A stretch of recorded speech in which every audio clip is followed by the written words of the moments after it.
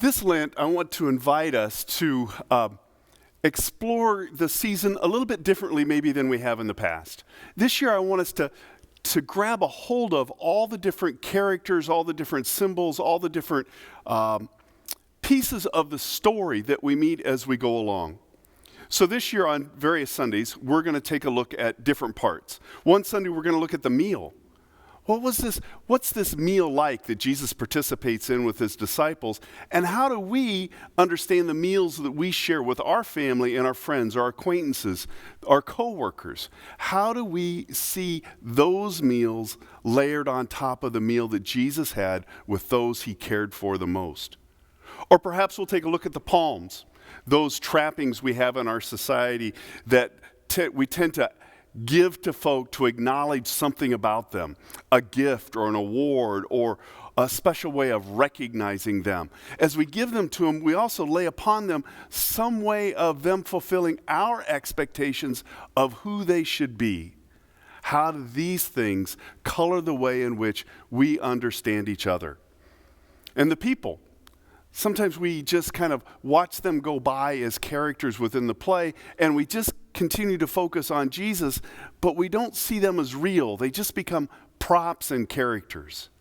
Who are they and how do we understand them? Are they like the nesting dolls in which there are so many different layers of them that we can see and begin to understand who they are as people, as best as we can understand through the story?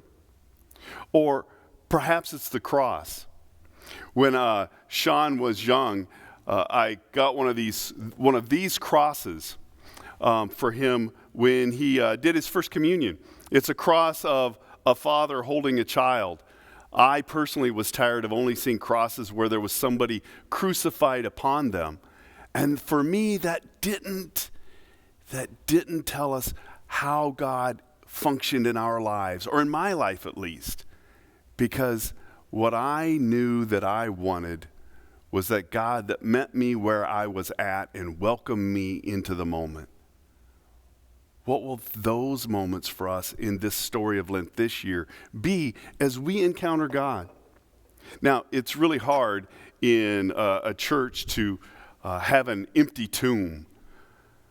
So as I was thinking about what are those things in our homes that we have that contain that which we care for the most? Roger put his finger on it. He had one of these at his house, one of these old cedar boxes. I thought they were just at my house growing up with my parents. They had one of these too. And it was always fascinating because it was always locked. And nobody knew where the key was. But the treasures were in the box. So this year, as we think about Lent and we explore all the different characters and all the different props and all the different pieces of the story, and we begin to think about what is it that we're holding on to most dearly? What is it that we value the most? And if we found it to be empty, what would we put back into the box and hold on to most dearly? This Lent, I want to take the story and Jesus' life, much like we understand the lives of those we love today. It is about more, and our loved ones are about more than what happens at their death.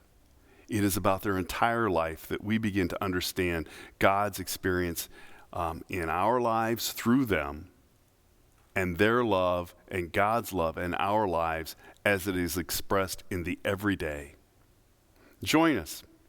Join us on this journey through Lent as we begin to understand ourselves and the things around us and the people that we meet and encounter and love in new and different ways.